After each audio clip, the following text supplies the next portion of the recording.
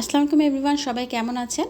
এরকম এক piece cheese cake যদি দোকানে কিনতে যাই 400 টাকা লেগে যাবে। তো চলেন না আজকে বাসায় রেডি করে ফেলি চিজ কেক। প্রথমে আমি বিস্কিট নিচ্ছি। বিস্কিটের সম্পূর্ণ প্যাকেটটাই আমি ব্যবহার করেছি, এখানে বেশ অনেকখানি লাগবে আমার। তাই কি কি ইউজ করছি পিছনে কিন্তু সব দেয়া আছে। হ্যাঁ, ফার্স্টবার ব্লেন্ড করার পর এই যে এরকম গুঁড়া হয়েছে। তা আমি তার সাথে অ্যাড করে দিলাম বাটার। আবারও ব্লেন্ড করে নিয়ে একটা মোল্ড নিচ্ছি, বাটার পেপার দিয়ে সেট করে পাউডার বিস্কিটটাকে আমি এখানে সেট করে নিচ্ছি খুব ভালো মতো। সেট করা হয়ে গেছে, এখন আমি এটা ফ্রিজে রেখে দিচ্ছি। আর এই চিজটা ব্যবহার করেছি, সুগার এটা ব্যবহার করেছি। চিজ কেকে সুগারের খুব বেশি ইউজ হয় না, 2 টেবিল চামচ দিলেই যথেষ্ট।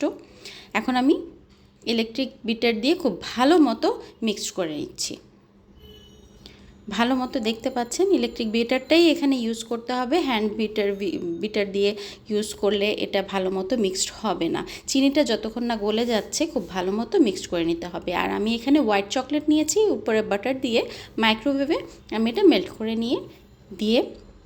দিয়ে দিলাম চিজের উপরে। আবারও ইলেকট্রিক বিটার দিয়ে বিট করে নিব।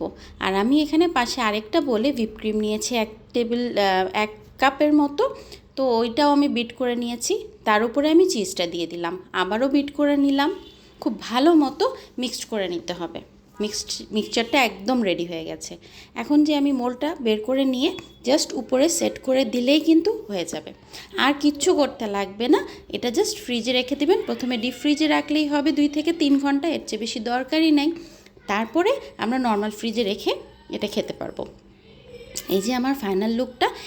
এরকম মোল্ড ইউজ করবেন যাতে খুব ইজিলি আমরা ডিমোল্ড করতে পারি। এই যে বাটার পেপারটাকে সরিয়ে লুকটা জাস্ট এরকম আসছে। দেখেন তো কীরকম লাগছে, খুবই ক্রিমি, খুবই টেস্টি একটা চিজ কেক। প্লিজ ট্রাই করবেন, আর রেসিপিটা কেমন লাগলো জানাবেন। Thank you.